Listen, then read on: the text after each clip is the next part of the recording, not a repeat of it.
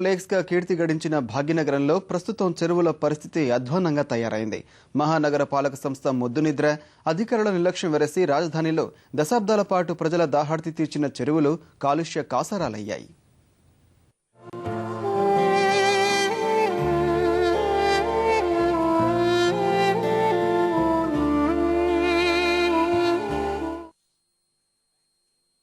హైదరాబాద్ వాసులకు తాగు, సాగునీరు అందించడం సహా భూగర్భ జలాల్ని కాపాడే చెరువుల్లో కొన్ని కబ్జారాయిళ్ల కబంధహస్తాల్లో చిక్కుకుంటుండగా మరికొన్ని మురుగునీటితో ఉనికే కోల్పోతున్నాయి.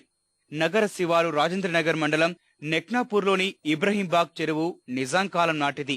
10 ఏళ్ల క్రితం వరకు స్థానికుల అవసరాలకు ఉపయోగపడిన ఈ తటాకం ఉనికి ఇప్పుడు ప్రశ్నార్థకమైంది. మురుగునీటి నిర్వహణపై జీహెచ్ఎంసీ ప్రణాళిక లోపం వల్ల కూకట్పల్లి, మాదాపూర్, గచ్చిబౌలి, మణికొండ, పుప్పాలగూడ సహా పలు ప్రాంతాల మురుగునీరంతా ఇందులోకే వచ్చి చేరుతోంది. ఫలితంగా దుర్వాసనతో ప్రజలు బెంబేలెత్తుతున్నారు. ఇందులో నీరు తాగితే రకరకాల వ్యాధులు వస్తున్నా చెరువు పరిరక్షణపై పంచాయతీ గాని, నీటిపారుదల శాఖ అధికారులు కాని ఏనాడు పట్టించుకున్న పాపాన పోలేదని స్థానికులు మండిపడుతున్నారు. వాళ్ళు ఏం చేశారంటే ఎక్కడైతే వంపు ఉన్నదో అక్కడ నుంచి వాళ్ళ దేశీ పెట్టేశారు. ఆ మురుగునీరుకు అదంతా వచ్చి మా చెరలో పడుతుంది. మా చెరలో ఇక్కడ ఇంత ముందు గల వ్యవసాయం సాగు చేస్తున్నారు. వాళ్ళు ఇప్పుడు ఆ సాగు చేయడం లేదు. ఎందుకంటే ఇప్పుడు అక్కడ లేబర్ చేయడానికి వాళ్ళకు సరిపోతలేదు. అందుకే కాబట్టి వాళ్ళంతా పడవ పెట్టుకున్నారు. ఇప్పుడు ఆ నీళ్లు ఖర్చు కావడం లేదు. ఆ నీళ్లు మొత్తం ఆ మురికి అంతా వచ్చేసి మా చెరలో జామ అవుతుంది. మాకు తెలంగాణ అసలు దోమలది మరీ ఇబ్బంది అయిపోయింది. ఆఖరి పశువులు కూడా తాగడం లేదు.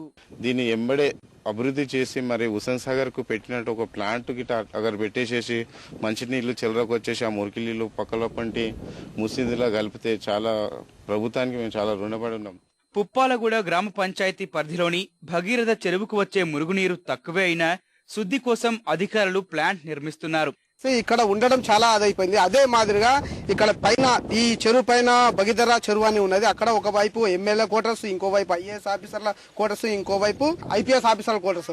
వీళ్ళ క్వార్టర్స్ దగ్గర ఉన్నటువంటి భగీరథ చెరువు లోపల ట్రీట్మెంట్ ప్లాంట్ వేసేసేసి దాన్ని శుభ్రపరిచి అక్కడ ఎలాంటి చెడు వాసన రాకుండా వాళ్ళు అది చేస్తారు. అంటే వాళ్ళు ఐఏఎస్ ఆఫీసర్ పెద్ద అధికారులు ఉన్నారు కాబట్టి వాళ్ళ మాట పట్టించుకొని ప్రభుత్వం కూడా వాళ్ళు ఏదైతే ఆదేశిస్తారో దాని ప్రకారం వాళ్ళు ఫాలో అయ్యి మంచి జీవితం వాళ్ళు గడుపుతారు.